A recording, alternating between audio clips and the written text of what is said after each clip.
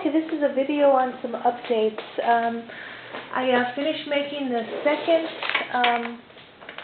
shoe on let me see here. Okay, I made the second shoe sole. I'm sorry. What you want to do is you want to make your soles at the same time, because if you don't, you're going to end up with what just happened to me. I've got one a little higher than the other, and they're not exactly, I'm still going to use them, but they're not exactly perfect. They're not, the band around one is quite wider than, well, not a lot, but enough so that it bothers me. So you want to make them at the same exact time so you can measure everything perfectly, but I'm going to use these anyway. What I'm going to do is I'm going to try making a pair of sneakers with the candy corn on the top. And what I bought this at a craft fair a couple of years ago, and it's too small for the doll. As you can see how tiny this little foot is, but I thought the shoe was so cute that I wanted to buy it. But on the soles here, you can do the same thing. You could do a row of white, a row of black, a row of white, and get that same effect with your clay strip. Or you could do this and put the white clay right here in front. Now, as far as this, if you're making like Converse, or you're making a pair of shoes that have the white area here on the front of the shoe, what you can do is take it's almost like the shape of an eye, but you're going to do this in clay. I did this in vinyl, so it's not exactly the same thing. But what you want to do is you want to shape that in clay and get it up in there to get that correct shape on the shoe. So once you do that and you get the glue and you bake it in the oven, then you'll be able to actually just glue that in with that Beacon 527 glue. But that's how you're going to be able to get that. I just did this. You don't need that, but like I said, you're just going to get it to the shape you want so that you can make that for your tennis shoes. So that's another option. What I found, that was on the clays, and Joanne's from Joanne's Minis, she I told her about this resin too that I wasn't happy with. So what she said, that is a lot of the jewelry makers on YouTube will take clear fingernail polish and cover their jewelry, their resin jewelry, with clear fingernail polish to get that. This is the plain resin. I don't know if it's showing up well on the camera or not, but maybe if I hold it up here. See how, can you see the shine that goes through there? And this is the resin that I was so unhappy with, and I thought, oh, that looks terrible. Same thing with the resin sandal sole. You see that? So what I did is I got out my Hard as Nails and Sally Hansen fingernail polish, and I started coating this with clear fingernail polish, and it just shines like crazy. It's just, that's all that was the matter with these resin soles, was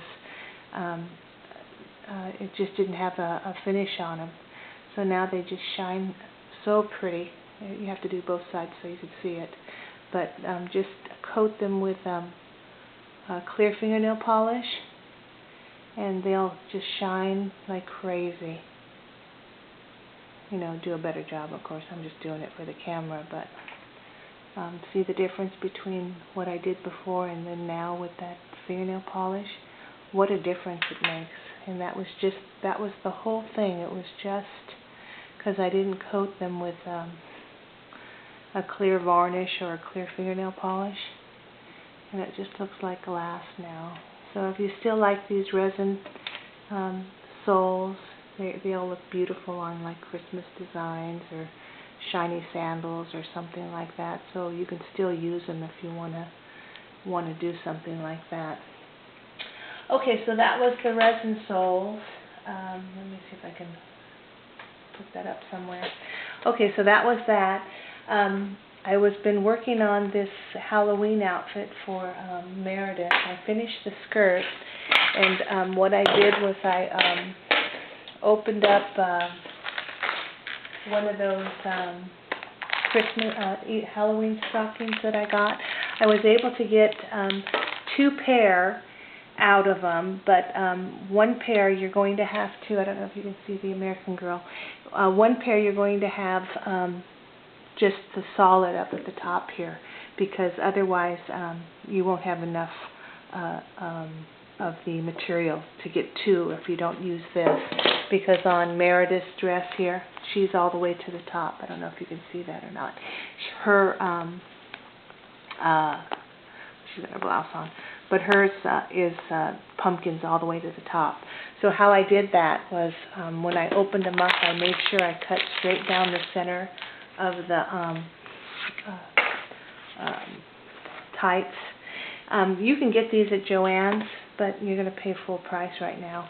That's why I always wait until everything is half price after the season, or get them at the thrift stores. So anyway, cut the top of this off. Cut your I guess you'd call that the I don't know, just the middle of the, just cut them in half, so you have 1 on each side. For some reason these tights always have a little black string on the top of the waistband. I guess it's something in the making of them. But cut them evenly right in half. Okay, I'll just do this one real quick so you can see what I'm talking about.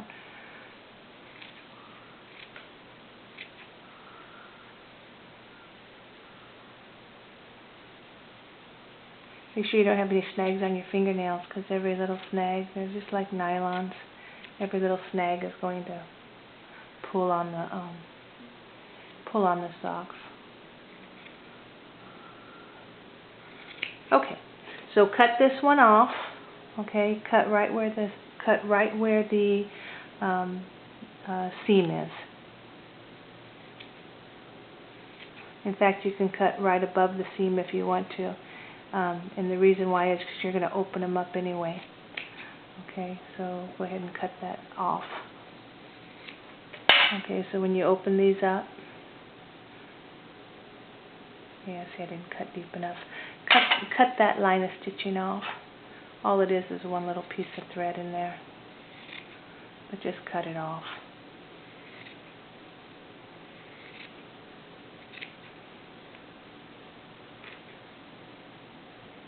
Still didn't get it all. Okay, so this is going to be 1 waistband on 1 of your pairs. So open it up, and you're going to use your machine, sew this together, and then sew this to the top of your tights with your knit stitch, and that'll be enough to get around the doll's waist. So there's 1 pair. So then as far as the sock part of it, go put your hand all the way in it, go all the way down to the sock. Okay, so there's my fingers in the sock. Put it in your on your hand, and then just sew, and then just cut all the way down the center till you get down to the foot. And then use a light a light iron. Cut that off. Cut this foot off. Use a medium iron somewhere. Put your setting right in the middle, and then just cut that off and open it up.